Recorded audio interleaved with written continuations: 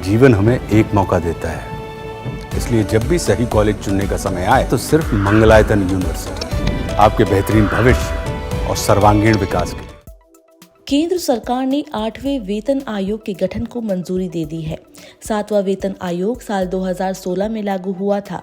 इसके बाद सरकारी कर्मचारियों की न्यूनतम सैलरी 7,000 रुपये से बढ़ाकर 18,000 रुपये हुई थी।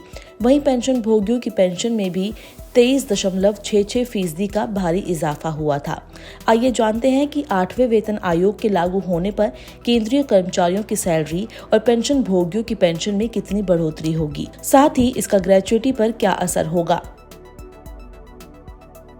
7वां वेतन आयोग 2016 में लागू किया गया था। इसके मुताबिक न्यूनतम सैलरी 18,000 रुपये है। इस पर महंगाई भत्ता अभी 53% मिलता है। जनवरी 2026 तक ये बढ़कर 59% हो जाएगा। इसका मतलब ये हुआ कि न्यूनतम वेतन 28,620 रुपये हो जाएगा। अब 7वें वेतन आयोग की तरह अगर 8वें वेतन आयोग में भी फिटमेंट फैक्टर 2.57 रहता है तो न्यूनतम वेतन बढ़कर 46,620 हो जाएगा।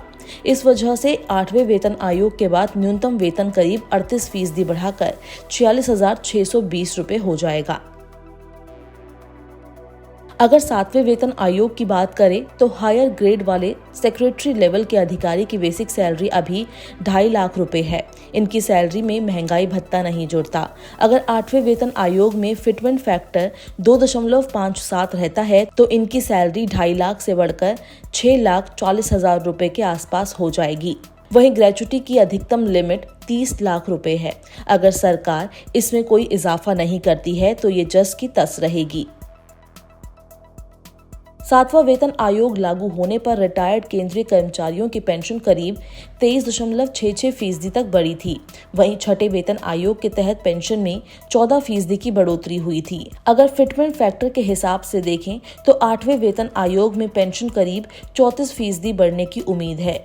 मिसाल के लिए किसी रिटायर्ड केंद्रीय कर्मचारी का बेसिक पे 50,000 रुपये रहता है तो इस हिसाब से उसे 25,000 रुपये महीना पेंशन मिलती है।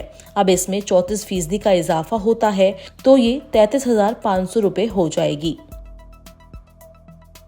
नया वेतन आयोग लागू होने का असर सैलरी, पेंशन के साथ ग्रेच्युइटी पर भी दिखता है, जो रिटायरमेंट या एक निश्चित अवधि के बाद नौकरी छोड़ने पर मिलती है।